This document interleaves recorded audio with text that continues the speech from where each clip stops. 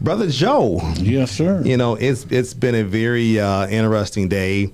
To all of our listening and viewing audience, we apologize, but man, when community members are in need of services, resources, when they are in need of being educated and enhanced and empowered with some of the challenges and struggles, it's like duty calls. And this is what we try to do.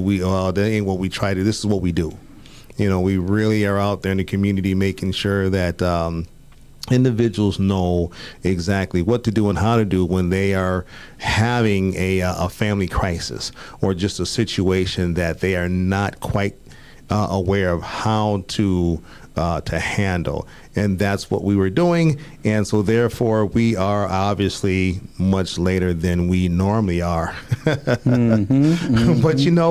it is the holiday season. 'Tis the season. And the mission was accomplished. Absolutely. We want to thank our listening and viewing audience for, the year of 2025. We have had some outstanding guests on our show. To name a few, we've had Mr. Spike Moss, on the show. We've had Brother KG Wilson on the show a couple times. We've had the current sitting mayor of Golden Valley on the show, and she went on to win her campaign shortly thereafter she was on the show. We even had winning of Ward 5. Was it Ward 5? Yeah, I think it was the winner of Ward 5. She was on the show, and then shortly thereafter kind of won her seat with the city of Minneapolis. And we've had some other, we cannot forget Miss Angela. We can't forget her. She's been on here a couple times, and she's always had some very interesting, controversial, but yet interesting things to say. And some of that stuff that she stated did have some validity to it. So we can't negate that. But we've also had some other, inspiring guests, on the show as well throughout the year. And we really look forward to the lineup that we have, coming in 2026. Just so that you guys know, we will not be on air for the next couple of weeks. CCX Create will be closed for the holidays. Christmas and New Year's. Yes, Christmas and New Year's. So we want to make sure that we wish all of you a fabulous and wonderful, joyful, safe holiday.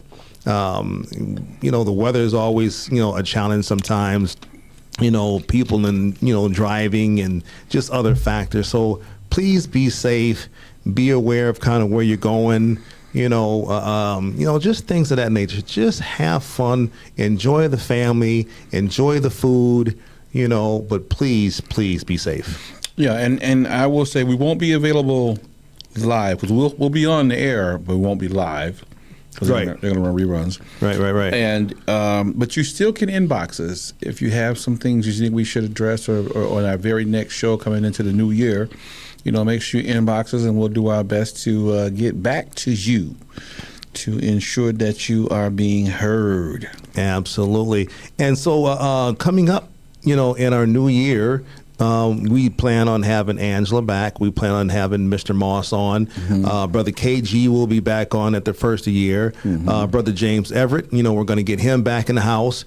And we have a couple of others that is on our list. But remember, if you have anything, that you want to get off your chest, anything that you want to talk about, this is a platform for you to come on down and have your voice heard. Right? We want to educate, empower, and enhance not only you, but the community as a whole on whatever it is. And we know that there's a lot out there that we need to be empowered on.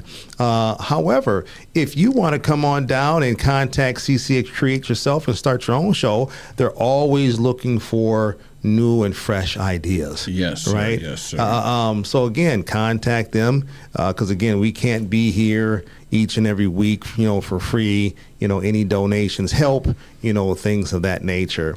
Brother Joel. Yes. Football. Yes. Did you guys win this week? We did. You did. Oh, yes, right. You beat Miami. Well, being the championship Steelers that we are. Yeah. I knew that was coming. Yeah, we had our hiccups here and there. We're suffering with some injuries, but we did manage to get a convincing win against Miami. Yes. And so we're looking forward now to hosting the Detroit Lions in Detroit. When? Because we played the Lions. Yeah, we play the Lions this weekend. Okay. Yeah. So we play the Lions next. I believe that's on Christmas. No. Who do we play? I don't know who we play next because that's not until Christmas. Yeah. We play somebody else before that, I thought. We are playing the Lions this week, and after that we're playing Cleveland. Okay. And we're ending the season in Baltimore. So we have a pretty decent lineup of, some bruises and stuff coming along. Not an easy walk in the park. So we're looking forward to getting past Detroit. We need to, do what we got to do to get past Detroit to solidify that playoff spot. If we can win this week and Baltimore loses, then we're guaranteed our playoff berth. And we'll start working on getting ready for the playoffs. Okay. Well, but the way it looks right now, we need Baltimore to actually lose. And so if you listen out there in Baltimore, we really root for you guys to do the best you can. But we understand if Lamar Jackson wants to go ahead and pass the torch. So. Well, yeah, I know that we have Green Bay. I think we got another game with Green Bay, and I believe we got a game with is it the Lions or is it Lions? I think we have. Possibly. I think we have the Lions one more time, if I'm not mistaken. But anyway, unfortunately, win, lose, or draw, the Vikings are done. Yeah. We they stuck a fork in us, and we're going to be looking forward to next year. And I'm hoping that we can make the necessary adjustments. I don't honestly, and this is my honest opinion, I don't think that there's a lot of adjustments to be made. I think that there's some key adjustments, but I don't think that there's a lot of adjustments. And I'm really going to be going into next year, with my eyes open and my arms open, still rooting for my team, and we'll see what happens. Well, traditionally for Vikings diehard fans, this is a perfect time of year when something good happens, like the fact that the jerseys and attire are on sale. So you can get out ahead of things now, and you can get you some jerseys for a lot less than they normally would be. You can get them on sale pretty much anywhere. Some places are even giving them away. But, show up early, get your gear, because that gear will have some relevance going into the following year. Is that way? Okay. Yeah. Right. So here's a chance for you to get some Viking fans some gear for Christmas. It's not going to break the bank, and you'll be able to look like the guy. And look what I did for you. With friends like this here who need enemies, right? I think he's trying to pay me back from that little Pittsburgh mug thing.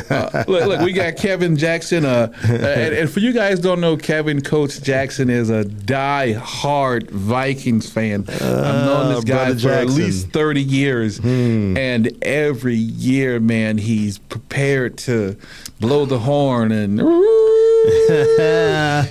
to get the Vikings over their hump. And, Jax has learned to deal with adversity over those years. It's taught him to be tough and hang in there, have courage and hope. He's given him a lot of hope. Coach Jackson, we're not gonna sit here and take that, brother.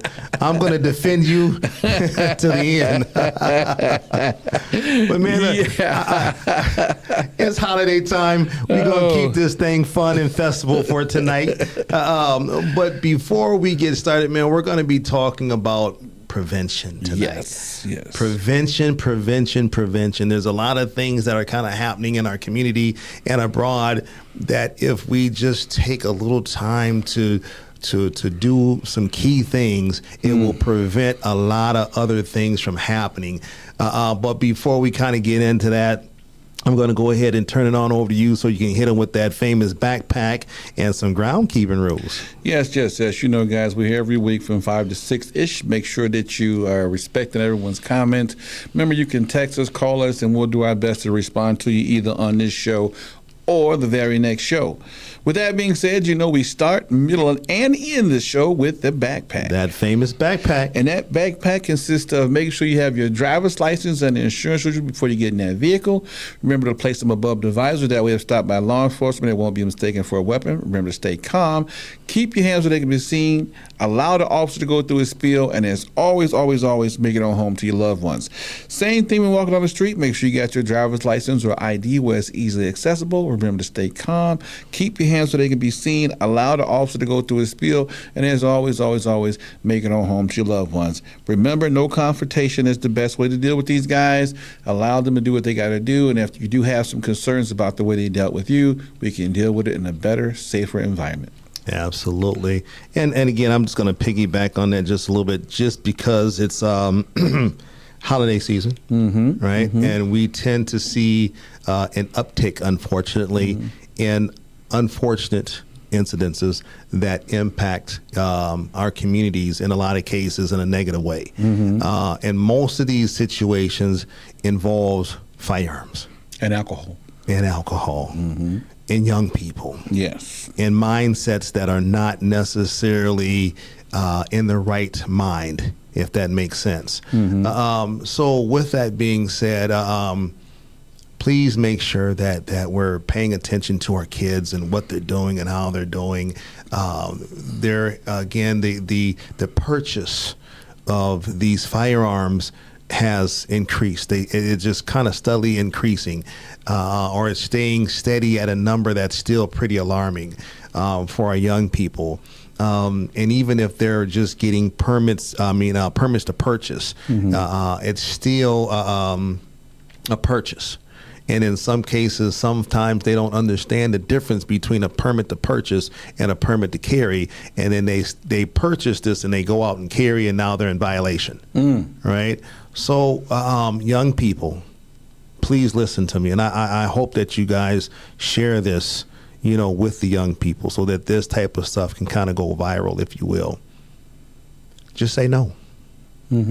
We understand that there's a lot of factors, there's a lot of issues, and there's a lot of concerns within our communities throughout the country and abroad that makes you think, feel, and believe that you got to have that on you as an accessory in order for you to make it from point A to point B. We get it. We understand it. We don't necessarily agree with it, nor do we like it. Just say no. Talk to your parents. Talk to some adults and find some other type of alternative route to possibly get to work or get to school or whatever the case may be. Make alternative plans. Prevention. Change of lifestyle. Absolutely. Right. Prevention. This is what this is all about tonight. It's about prevention. We have to make sure that we are making these necessary life changes or whatever the case may be, building these relationships, having these conversations, coming up with a plan so that therefore you can follow up and follow through. But it's all about prevention. And if we're able to take these and complete these necessary steps and be preventative, then we will have a much better outcome than what we're seeing in our community. Yes, and let's try something that's a little old-fashioned, because a lot of people don't really try this, but it's okay to smile and say hi. It's okay to smile and say hi. My name is. Right. And your name is, and it's okay to be friends. Right. Absolutely. Absolutely. Brother, I know it seems as if we have been kind of beating a dead horse here lately, with the same broom, as we kind of continue to talk about the issues and concerns surrounding, ICE here, in Minnesota, primarily in the inner city. and how they are using various different tactics to take into custody Somali descent individuals as well as Hispanic descent individuals. But I think you said it best. And if you will take a few minutes to talk about the importance and how vital it is for local law enforcement to maybe not necessarily like or agree or assist with whatever federal plan that ICE or whomever may be carrying out. But again, what local and state agencies and county agencies, what their duty is to be able to assist in that aspect, right? But before we go there, we recently saw, that there was an incident, here recently on 29th area in Pillsbury, in South Minneapolis, where a supervisor from the federal side of things attempted to make a phone call to somewhere within the city of Minneapolis and was unable to kind of get through. Right.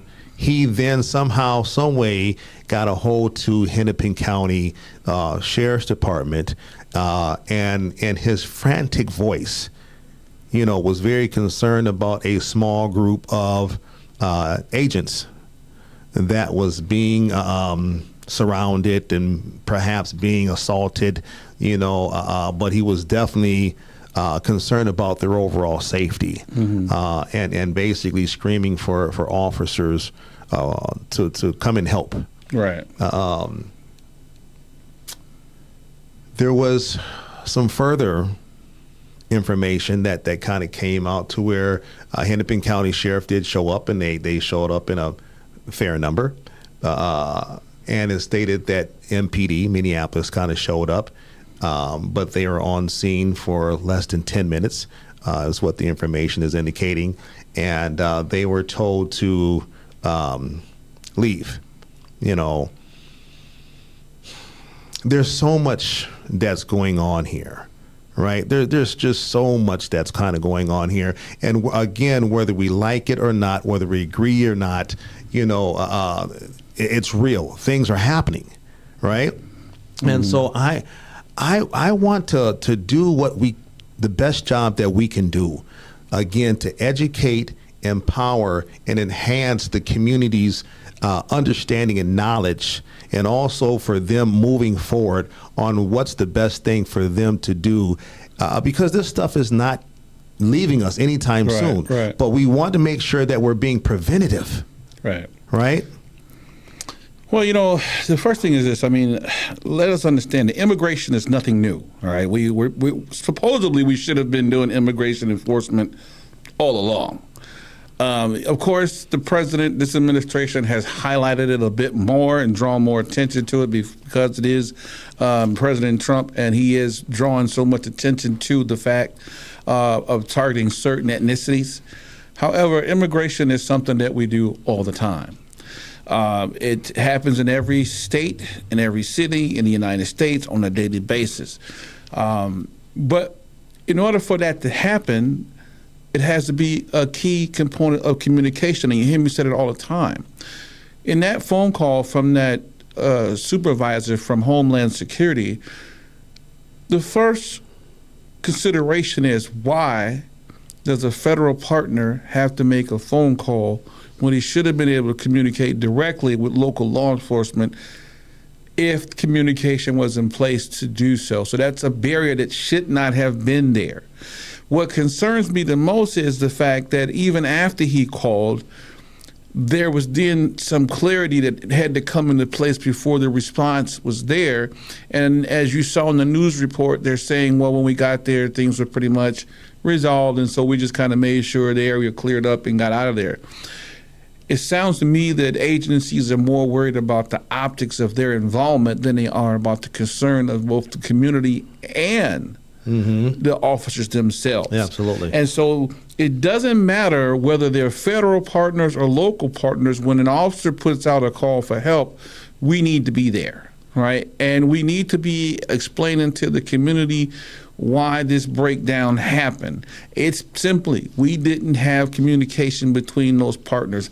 I don't know why the local police departments aren't communicating with the federal partners to ensure that they are identify the parties that they are looking for, that they have warrants in place for those parties to be recovered, and that they have addresses for those individuals that they suspect them to be at. That is simple information that they should be sharing with each other. The second part of it is they should be sharing how they can best communicate with each other and support each other on doing so. Now, supporting does not necessarily mean enforcing of immigration. It simply means that you're coming into my city and my county regardless to do your job. While you're here, I want to make sure that I keep you safe and my citizens safe. Right, and I can best do that when I got clear information for my citizens, so they don't think that they're being targeted based on ethnicity. They know we're looking for specific individuals. They know we're going to be following specific guidelines, and they know where we're going to be at. Right, and so we're in the area to make sure that they follow those guidelines, they target those specific individuals, and that they're safe doing so to protect both the citizens and the officers. We need to be in those rooms. So shame on the leadership for not making that happen. Now, everybody can point the finger that this person did that and the optics of it did that, but the bottom line of it is all law enforcement agencies have a legal and moral obligation to keep people safe, including those actors who come from outside into our community. And so when we don't do that, then we have the confusion and we put citizens in positions of being harmed because they're afraid based on the information that they're receiving, right? Let's be clear in our intentions. Let's be clear about the information that we disseminate, and let's be clear about what we come back with, right? What happened in this situation should have been prevented. It should have been prevented by, yep, I know ICE has a job to do. This is what my expectation of ICE is when they're in my county, my city, doing their job, and here's what they're going to be doing, here's where they're going to be, and you should have been able to articulate that clearly to the citizens. And so what happened could have definitely been prevented if we would just communicate with our partners and each other. This is not rocket science, right? As citizens, as law enforcement agencies, you are not going to allow your citizens to be wrongfully accosted, but you can't even verify warrants if you're not communicating with your partners to see who exactly it is that you're looking for, right? And so we better know the lay of the land if we're local. Right, and they're hoping that we'll assist them with making sure they get there and back safely with their transports. And so that's not about going out rounding up folks. That's about holding them accountable. Right? Donald Trump put a measure in place, but these are the folks carrying out the policy, and they still need to be going about it legitimately to do so. We can ask that they do so, and we can hold them to that accountability. Right, right. Well, someone had asked me earlier, they said, and let me make sure that I get this kind of right here, because this is a question for you as you are, running for Hennepin County Sheriff. They had asked me, what would Joe, do differently, which you've pretty much answered a lot of that. What you would do differently. But they had specifically said something in regards to the sheriff being involved with Homeland Security. Can you elaborate on that a little bit as far as what role and duties and things and partnerships that you as Hennepin County would have with Homeland Security? Now, I'm not sure exactly what the sheriff's current role is with Homeland Security, but in the past, the sheriff has been a part of the Homeland Security team in terms of ensuring that Homeland Security for the state of Minnesota was functionable. And so that's why it's incumbent upon the current sheriff to make sure that you're in that room to disseminate that information. Now, understand this. I know that the sheriff's job is not to enforce immigration along with law enforcement, and we're not asking them to enforce immigration. What we are asking them to do is to get as much clear information for the citizens of Hennepin County so they know what the expectation is when they see ICE. We don't want people terrified because they see a person that has a vest on that says ICE. We want them to understand that ICE is not just here grabbing up groups, but they're grabbing up people that are specifically been identified as folks who have warrants who shouldn't be here, and we need to hold them to that accountability, right? I think what's happening here is that it does have the effect that they're just kind of mobbing, grabbing people, because without the communication, that's exactly what they're doing, right? They're using general descriptions to identify people, when if we had a list people we were trying to identify, if we had done the homework to make sure those people were actually where we thought they were, right, or that they actually had a name and an individual, then you could knock on the door and say, hey, we're here to have contact with this individual, and this is how we're going to go about it. The second stage of that is, I don't think, and it may sound crazy, but I don't think anyone's even offered folks the opportunity at a drop-in location to kind of turn yourself in if you know that you're not in compliance. Now, they may never turn themselves in, but let's at least offer them the opportunity to get affairs in order and then drop in and be treated with some dignity, right? Because having them slammed to the ground, drug across the ground, and carted off to locations where they're completely away from family, friends, some of these people are arrested today and in Chicago tomorrow. You know what I mean? They're definitely using federal resources to move them around very quickly, and that can be frightening for a family. So they need points of contact, communication, things of that need to get disseminated through communicational channels. And that can happen when we're in the room with those federal partners, having those conversations. I know you're coming to my town. Here's what my expectation is. And they can even ask, what are your expectations of us? What do you expect us to do, right? How can we best keep you safe and our citizens out of harm's way, right? Absolutely. And so it's a uniformed effort to keep people safe. The overall goal of every law enforcement agency should be to protect the community in which we serve, all ethnicities, right? Absolutely. Well, one thing real quick, and I'm going to throw this out here to Brother Kevin, Coach Jackson. Mm-hmm. We really appreciate you, tuning in each and every week. But I'm going to throw this challenge out there to you, brother. Okay. Come on down and be a part of the show next year. Yes, Jack. Yes. We got to get you into the studio, mm-hmm. brother.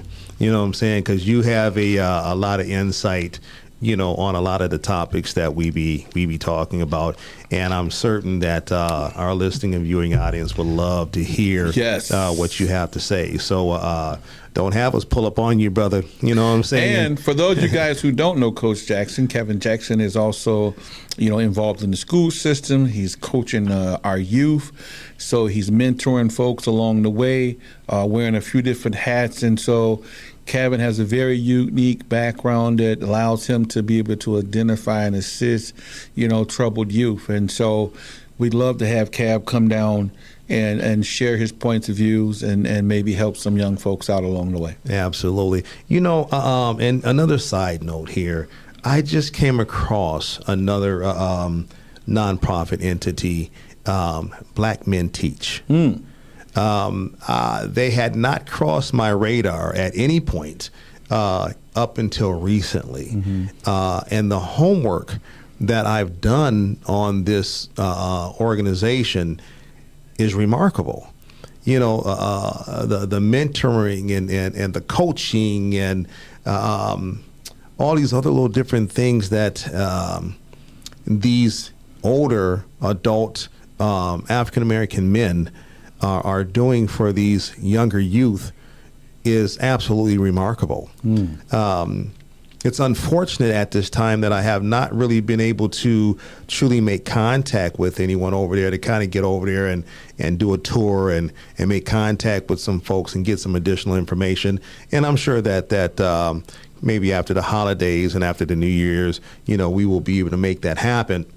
But I want to say that from what I have heard, they are doing an outstanding job. So, fellas, staff, ladies, whoever's ever over there at Black Men Teach, keep up the good work. We love to hear when entities are out there making a positive impact, on our community's outcome. With that being said, man, we have a lot of individuals. You're either on the right side of the fence or the left side of the fence, right? When it kind of comes to who's to blame, if you will, regarding all of this ICE roundup or, ICE kind of causing trauma in different states and various communities and, things of that nature. And primarily hitting mostly, in the inner city, et cetera, et cetera. But there's a lot of individuals that blame Donald Trump. They say that he's the cause, of all of what's going on right now, right? And on the out, just looking at it, without kind of thinking things through, or allowing your mind to open up to see, another side of things and going into a little bit more in-depth conversation with it and so on and so forth. It's easy, to blame Donald Trump. And I'm not saying under any circumstances that he doesn't have his hands, in the cookie jar, so to speak. Excuse me. But I do believe, that there is something much bigger than just Mr. Donald Trump. Yeah, one of the things that you got to look at is that Trump may have given the initial order to carry out, but each individual has his own morals to think about when handling this, right? You don't have to be vicious, sadistic to carry out your job, right? You can still do your immigration job, but you don't have to demean, right? You can show people respect, treat them with humanity, and still do the job. And we can set up expectations that we expect our federal partners to enter our communities with, right? Once we've identified the fact that people wearing masks causes terror in our citizens, let's work with immigration to ensure that we're not wearing masks, right? Let's take the mask off. I know that there's a fear that some groups might retaliate. I get that. But the bottom line of it is we're working to gain trust from the citizens that we have good intentions, right? The good intentions are that we want to gain compliance with our immigration laws. So we're not looking to terrorize people. We're hopefully going to identify those folks, get them in and afford them the opportunity to correct whatever they need to do to get them in compliance. And those folks who may have to be sent back, understandable, but we do not want to terrorize folks. So that's what the expectation is, right? Is that we explain to our people that, hey, the president works for us, right? He's enforcing rules that we agree with. If we don't agree with those rules, let's come together as a country, as a state, as a community, and change those laws in which they're enforcing. But you have to understand that you as the people have to do that. Right? What are the expectations? I don't think we've even talked about what the expectations are for those federal partners when they come into our community. And we should make clear guidelines. Should be clear guidelines. Hey, we need you to come in. We need you to be without the mask on your face. We need you to be professional. We need you to afford people the opportunity. If there's a language barrier, perhaps body cams. Yes, with body cam, we need to have folks that can talk to folks if there's a language barrier, so they can clearly understand what's happening before you just hands on. I think in this country we do have guidelines that say before I go hands-on, I should at least identify myself, give you the chance to process who I really am, right? And to comply. You need time to comply, right? I'm either going to comply or resist, but I still have to give you time to comply, right? And in many cases, what we're seeing is we're not allowing people to acknowledge our presence. We're just running up and we're blindsiding people. And a person's natural response is to protect oneself, right? And so, yeah, I'm going to kind of throw my hands up because I don't know what's happening if you haven't given me verbal communication, right? Which is the first level of force, is officer presence and then verbal communication. Let's try the verbal communication and go from there. And so we have to be clear on what the expectations are on both sides. Right.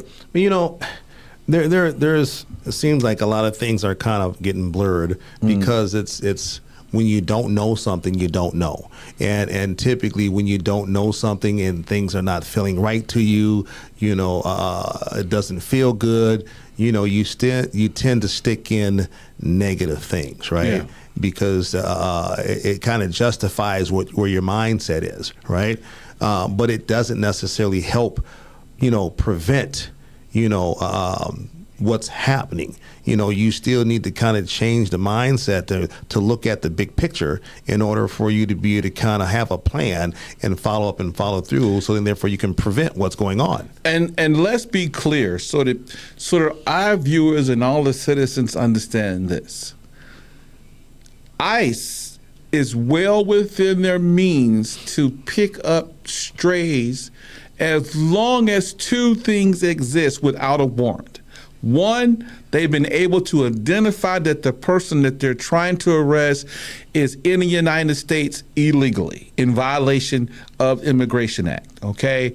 And two, that the person that they're trying to pursue is attempting to evade being captured. So when they don't know that, you can't just round up folks. And so people need to understand that. There's no need to run, because if they don't have a warrant for your arrest, they can't deport you, right? If they don't have a reason to believe that you're here illegally and trying to evade, they don't have a reason to arrest you. So even though that you're undocumented, you can still identify yourself and understand that to some degree you're safe, okay? But definitely go beyond me to brush up on the immigration law so you have a clear understanding. Speak with the immigration lawyer to be 100% clear on that. But those are two main ingredients that they need to have to grab you and make a warrantless arrest in terms of immigration. And so we need to be putting posters up so people can see, okay, I got some rights there. We're not just in the gray space. The problem that we've had even around the United States and not just in Minnesota is that that's not clear anywhere. People don't know what their rights are. They don't know if they even have rights, and they feel overwhelmed because the fear is if I wasn't born here, they can just grab me and take me wherever. And that's not the case. You do have some legal standing in the United States as a citizen and a non-citizen, right? Because they have to first confirm that you're here illegally. Right, absolutely. Right? If they don't know, you never had contact with you, how can they know that, right? Right. So you're protected under that form.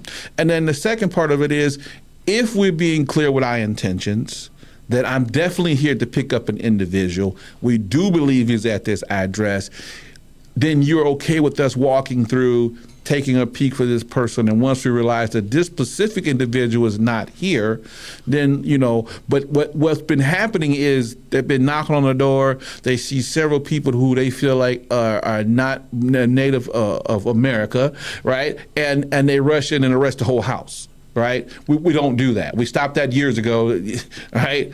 So that was the whole point of us declaring our independence from England when the soldiers were doing that. So we need to enforce American constitutional laws, and we need to make people aware of what's happening with the immigration laws and the Immigration Act so that they have a better understanding and feel a whole lot safer. But I will say this again and again and again, it's incumbent upon all of law enforcement to make this clear, right? There is confusion. Let's get the postings out. We got these big video screens. Let's get the information out. Let's be in those meetings.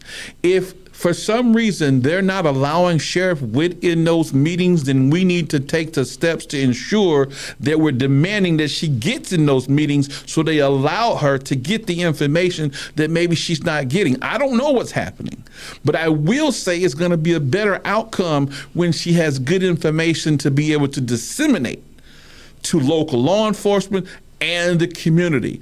There should be no misunderstanding if we're partnered up, right? Absolutely. Again, the overall goal is to keep people safe while doing the job. We didn't say immigration couldn't do their job. We want immigration to do their job in a safe, most humane manner. We didn't say that police had to enforce immigration, but we want you to hold our immigration officers to proper accountability and know what those accountabilities are. And we're not saying that the citizens are protecting, but we're saying make sure that the citizens understand that they have someone in place to protect them. Absolutely. Right? And that's what we're doing. That's what we should be doing. Well, I know that we're rounding, the corner of another, fabulous show. This is our last show for this year of 2025. Yes, sir. We've had some very interesting shows, over the year. Again, we've had some very outstanding guests, on the show. And I'm really looking forward to 2026. Yes. The election year. Yes, sir. We will be, running against Sheriff Witt again and any other candidates that are coming on board. We welcome them all.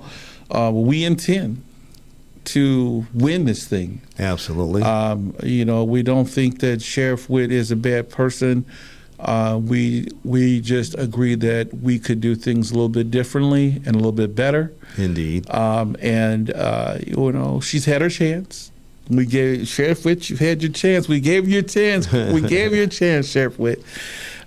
She's a very likable person, very likable. So there's no hard feelings there. But it is time for a change of regime. And unfortunately, we're going to need that playbook.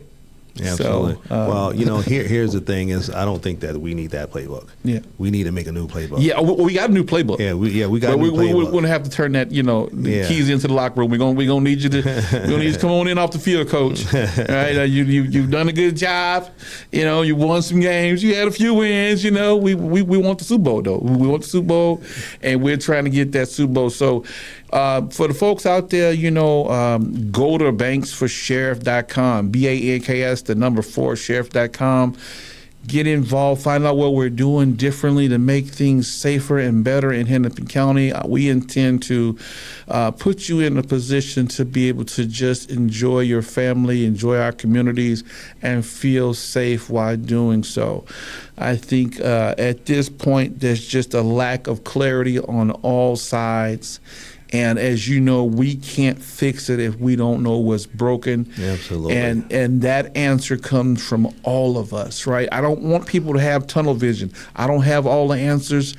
You don't have all the answers, but together we do, right? And when working together as a team, both community and law enforcement, we will fix things and bring about positive change so that you and your family will be safe. Absolutely. Well, if I may just have a little side note, Operation We Care. We were out last month, handing out socks, hats, and gloves. This month on the 21st, right before Christmas, we will be out there sharing a little cheer, and a little warmth, giving away, blankets and coats and anything really at this point that's going to help are less fortunate kind of get through, some of these cold days. We still got some coming up. We still got a long winter to go, So if you guys have any donations, coats, hats, blankets, whatever it is. At this time, we're not turning down anything.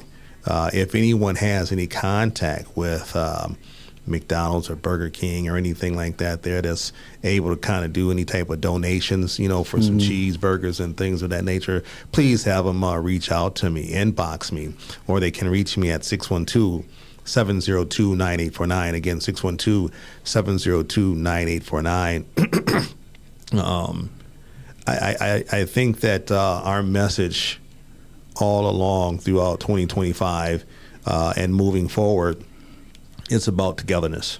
We have to be able to do this together. You have to get to know your neighbors. You have to say hello and smile to a stranger.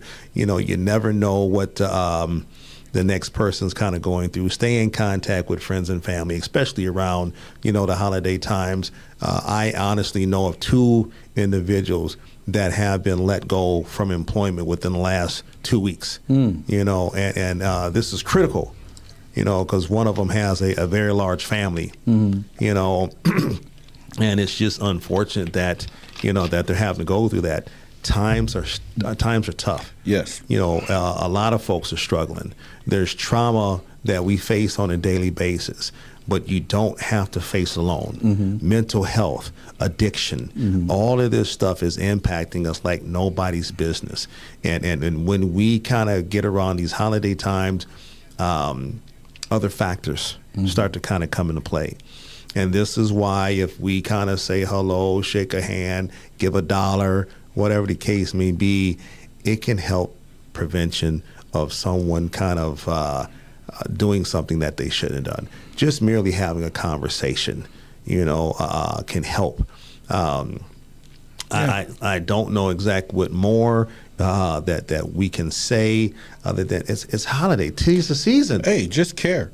Absolutely. I mean, we're just asking that you care. We care. Operation We Care. That's it. We're just asking that you care about your fellow man, your fellow neighbor. If you see someone in need, just help them.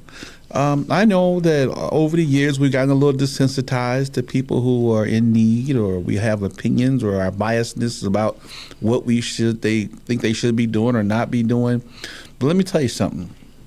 If you give a person $1 and they buy a beer, that's one beer they didn't have to rob, steal, or kill for. Absolutely. All right? Don't worry about what they're going to do with the money. Remember what you intended it for. Absolutely. Right? You cared enough to help, and that's all you can do, right? The rest is up to that individual, but care enough to give a person a bottle of water that's sitting in the sun. Care enough to give somebody a blanket that's sitting in the cold, right? Care enough to give them something to eat. Just caring is all it takes. Care what happens to these young kids on the streets. Right. Care how these older folks surviving on these holidays and on these days when they don't have heat or cold or they don't have air conditioning. Care about the community is all we need you to do. One, just care about folks. And when you do that and you spread that caring, it'll come back to you. Yeah, absolutely. You'll see the community will be safer, right? And those folks who care, guess what? They'll notice that window's broken, right? They'll notice that those folks are hanging out there, right? That's called being a good citizen. Right? You care enough to call when you're concerned about something that's different that shouldn't be there. Absolutely. Just care. Absolutely. Well, brother, we are down to the end of 2025. Wow. And we have talked about it. Yes, we sir. have talked about it, and we have talked about it again. Well, I know that the big man has kind of come in the room. Yes, sir. He's giving that final look like this is the last show. You got to go. We are wrapping 2025 up, fellas. I don't know where you're going, but you got to get out of here for the next couple weeks. No, listen, people. 'Tis the season. We have enjoyed CCX Create to the fullest. Yes, sir. We would not have been able to do this without them, allowing us to kind of come in and help us in the way that they have helped us has been tremendous. So we want to say thank you from Let's Talk About It, from us as individuals, and all of the things that we have done in the community. We say thank you to CCX Create, and we look forward to having even a more fantastic partnership, relationship, et cetera, come 2026. Yes. Joe, I know we got some cooler weather kind of coming around. Kids are going to be out of school for a little while. Yes. So please make sure that, again, that we're kind of keeping an eye on those kids, because we do not want them to become victims, witnesses, or suspects in anything. Yes. You had something to say? Well, on a more positive note, Beeks Youth Centers, we're trying to decide if we're going to have a winter camp for the kids who'll be out. Okay. So we're still working on that. Remember, that camp kicks off if we have at least 10 children or more signed up for the program. And so we are running a holiday special. Normally, the 2-week session is $1,000. This year, we're running a holiday special of $500 per child. We'll get you into one of those sessions, and so get signed up, or go to our website and sign up. Give us a call, find out what's happening, and see if you can get your kids signed up. I noticed that we had in this past week over 48 people come to the website inquiring, so that's why I wanted to let folks know. We will kick off a winter day camp as long as folks get signed up. So get signed up, and then we can kick it off, and then you'll have something to do for those kiddies. All right. Well, from Let's Talk About It to you, our listening and viewing audience, communities and abroad, we want to wish you a happy holiday.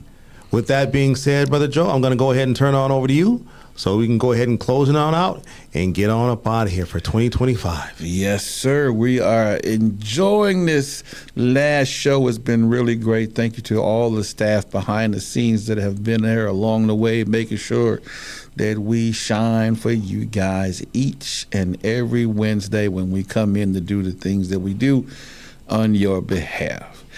As you know, we here every Wednesday from 5 to 6-ish. Somewhere around that time. There you go. And we appreciate you, the viewer, tuning in and giving us that information so that we have things to get out to the community. Now we start milling in that show with that beautiful backpack. That beautiful, big, famous backpack. Yes, sir. So we're going to hit you with that backpack right now. And that backpack consists of making sure you have your driver's license and insurance with you before you get in that vehicle.